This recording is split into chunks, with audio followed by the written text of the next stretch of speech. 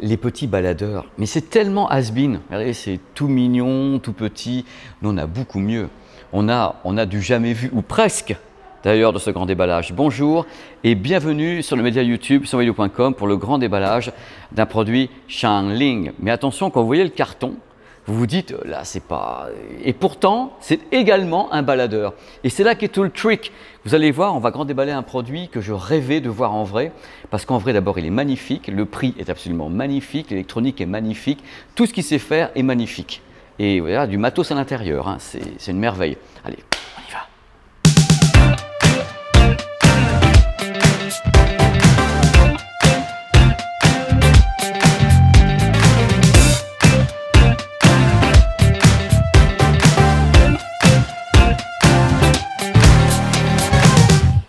Si vous suivez cette chaîne, vous vous rappelez peut-être d'un grand déballage de produits Xiangling qui étaient des petits baladeurs, mais alors des trucs comme ça, des trucs minuscules, des petits baladeurs super sympas, pas trop chers, avec une bonne réputation dans les pays asiatiques. Et là, cette fois-ci, je peux dire qu'ils ont un peu pété les scores. Je pense que Xiangling, avant que je vous déballe, hein, Xiangling voulait peut-être prouver qu'ils étaient capables de faire autre chose que les petits baladeurs et ils ont mis en vente et finalisé le M30, qui est un produit étonnant. C'est vraiment un produit qui est méga hybride. Il ne sait pas faire que deux choses, il sait en faire quatre choses radicalement différentes et avec une électronique absolument incroyable. Voici donc l'ouverture du petit produit Xiangling. Alors d'abord, regardez un petit peu la boîte, qu'on s'approche, voilà, que Nico voit la boîte. Donc vous voyez un petit peu déjà l'étendue des dégâts. Voilà, vous vous dites, c'est pas possible, c'est en effet pas un baladeur. Vous avez raison, ce n'est pas un baladeur, enfin, pas vraiment un baladeur. Donc, dans la série Délire d'ingénieur, on se pose là. Hein. Voici le M30. Préparez-vous au choc, hein, parce que c'est un choc rétinien. Vous allez être ébloui. Hein. Mettez vos lunettes de soleil. Vous voyez déjà la taille du truc. Voici donc le Xiangling M30. Regardez un peu la bête de compétition. On en avait vu des choses, hein, mais là… on en verra encore. Ce produit est largement inspiré, à mon sens, d'un produit qui a déjà existé, dont j'avais parlé il y a 4-5 ans, qu'on avait vu à l'IFA de Berlin, un produit Sony qui avait les références DMP Z1 qui coûtait 9 000 €, qui est basé sur le même concept dont on va parler dans cette vidéo. Et ce produit Xiangling est positionné, lui, le M30, à 3 490 €, mais fait peu ou prou la même chose. Voilà, vous allez voir ce qu'il y a dedans, la nomenclature est absolument dingue. Avant qu'on attaque les hostilités, sachez que ce produit est 4 produits en un. Un DAC USB, un ampli casque, un lecteur réseau et un baladeur. C'est en effet un baladeur. Vous avez bien, oui, je n'ai pas bu, je ne suis pas à 2 grammes. C'est un baladeur parce qu'il y a une batterie à l'intérieur. Enfin, il y en a 5 même batteries à l'intérieur pour un total de plus de 16 000 mAh. Donc, ce produit peut être transporté ou considéré comme un produit nomade associé à des éléments qui sont en réseau ou bien associé à un PC, à un Mac, qu'on peut également utiliser comme ça en tant que DAC USB. Donc, c'est vraiment le produit hybride qui sert à tout. Mais attention, dans le qui sert à tout, il faut voir un petit peu de l'architecture du produit qui est assez étonnante dans son concept. C'est un produit entièrement modulaire. C'est-à-dire qu'à l'intérieur, on peut donc changer les modules à volonté. Donc par rapport à des évolutions, par rapport à des mises à jour, on peut avoir donc un nouveau module pour les DAC, les convertisseurs numériques analogiques qu'on peut voir ici au travers. Regardez comme c'est beau le direct. Qu'on peut voir au travers ici. Donc je vous donnais tout à l'heure la nomenclature. Donc on peut changer les modules au fur et à mesure. On garde le boîtier et on fait évoluer les choses. Remarquez à ce prix-là, c'est pas plus mal. Mais c'est pas plus mal qu'on le garde aussi, sans avoir à faire évoluer. Hein. Alors évidemment, quand vous voyez ce produit, vous vous dites avec quoi c'est compatible. Moi, je vous réponds avec tout, c'est-à-dire absolument tout. N'importe quel type de fichier qu'il va réceptionner, il va être capable de le traiter. Que ce soit en effet un fichier en basse qualité, genre MP3 AAC. Si on monte avec la qualité CD, la qualité iRes, le DSD jusqu'au maximum du DSD, tout peut être traité de A à Z. Il accepte tous les types de fichiers. Alors le premier truc super marrant, c'est que vous avez ici un super afficheur qui est juste là-haut. Afficheur 6 pouces en 1080p pour vraiment gérer le produit de A à Z avec en même temps le retour en couleur avec les pochettes qui sont affichées. C'est du luxe quand même. Hein. Techniquement, dans ce type de produit, il y a deux choses importantes. Il y a les DAC, donc les convertisseurs numériques analogiques, et il y a l'amplification.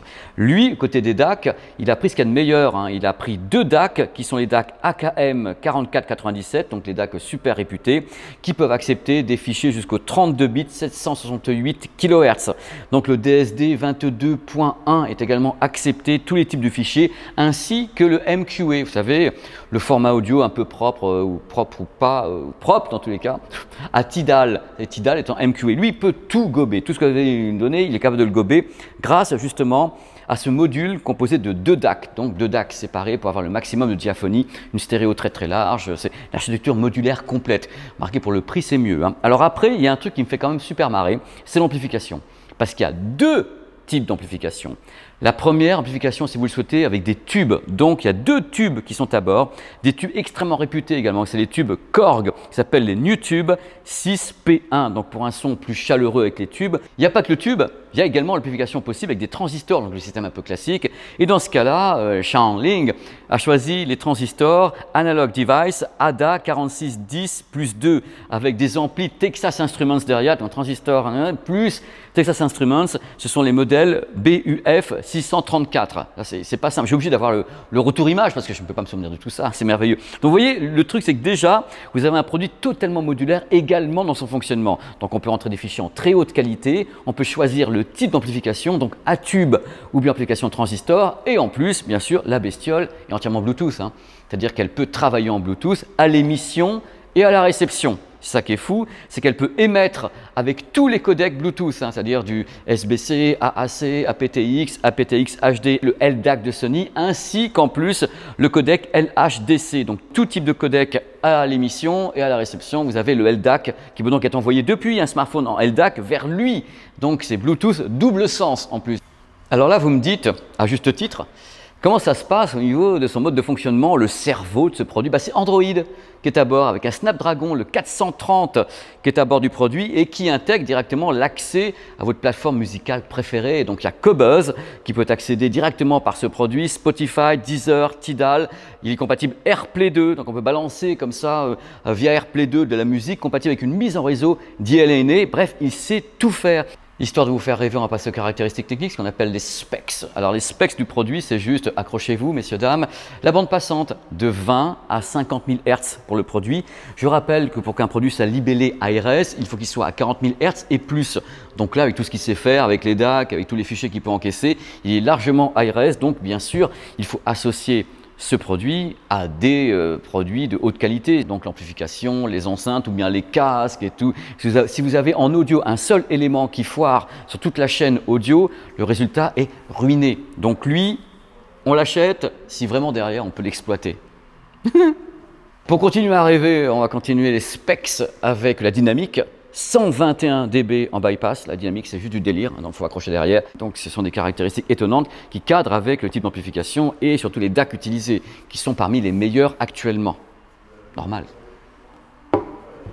Qui dit haute performance, dit les gants de David Copperfield, et vous voyez un peu la connectique de folie qui est là, à commencer par, vous voyez la prise XLR 3 branches qui est ici, donc c'est juste du délire complet. Il y a également optique, coaxial, il y a des prises RCA, USB type B pour un ordinateur, donc dans ce cas-là, le produit devient un DAC USB, donc c'est plutôt bien fichu. Et si on passe sur l'avant, ce qui est intéressant sur l'avant, vous voyez ici, c'est qu'il y a des ports jack, mini jack, il y a 3 types de prises jack, donc symétriques et asymétriques. Donc tout est prévu pour que ça roule. Bluetooth, filaire, modulaire, de tous les côtés, tout type de fichier, il sait absolument tout faire. Et en plus, cerise sur le gâteau, c'est un baladeur nomade. C'est-à-dire que vous pouvez emporter vos 3,4 kg comme ça en nomadisme. Il a 5 batteries à l'intérieur pour un total de 16 500 mAh. Donc c'est rien de le dire, il peut tout faire. Alors moi j'aime beaucoup le produit, je rêvais de vous le présenter parce que ça me fait rêver. C'est pas la première fois que je vois ça, il y avait le modèle Sony en effet qui était dans ce concept, hein, qui avait existé ou qui existe encore en gamme avec ce gros bouton justement qui est ici. Mais là c'est bien pour cette marque. Chainlink essaie de s'imposer comme ça dans le monde entier, dans le monde des baladeurs, parce qu'en faisant ça, ils prouvent qu'ils ne sont pas uniquement capables de faire des petits baladeurs, qu'ils savent faire ça aussi. C'est comme pour les voitures, dans le monde automobile, vous avez les Formule 1, regardez ce qu'on sait faire, et vous avez ce qui est tiré des Formule 1, donc une technologie qui peut être appliquée à des produits un peu moins onéreux. Et là, c'est la même chose, je pense qu'ils vont utiliser tout ce qu'ils savent faire avec ce produit pour le mettre sur des baladeurs à moins cher.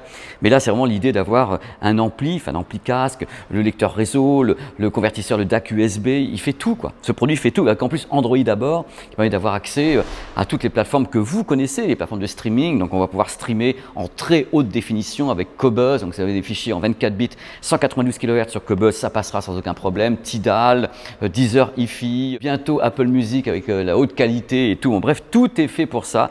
Pour terminer, étant donné ce que propose ce produit, il faut bien sûr ne pas oublier une chose, il n'y a pas qu'une question tarifaire, il y a qu'est-ce que j'en fais? Est-ce que j'en ai besoin? Je l'intègre comment dans mon écosystème? Parce qu'il va exiger des bonnes enceintes, un bon casque, un bon ampli derrière. Donc le truc, c'est que plus on monte en gamme, plus il faut que ça suive derrière. Voilà, c'est tout. Mais c'est un produit qui fait rêver et moi j'étais ravi franchement de faire ce grand déballage sur le Chainlink M30. Je n'avais pas souvent fait ça dans ma carrière, mais là je dois dire que je ne suis pas déçu du voyage, hein. C'est beau, voilà, tout simplement, c'est beau. Regardez. Belle bête, hein? Voilà, on remonte tout. Le modulaire, quel bonheur.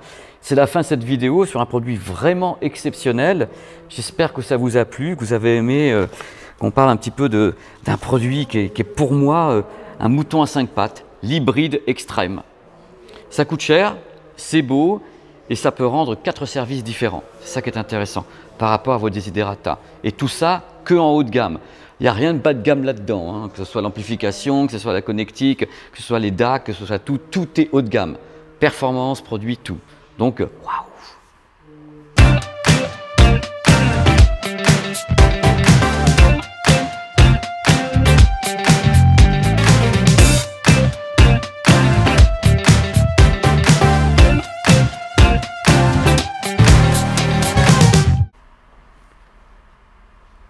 Ça ne roule pas en fin de compte. Ce qui est intéressant, c'est que je vais vous faire un petit peu rêver.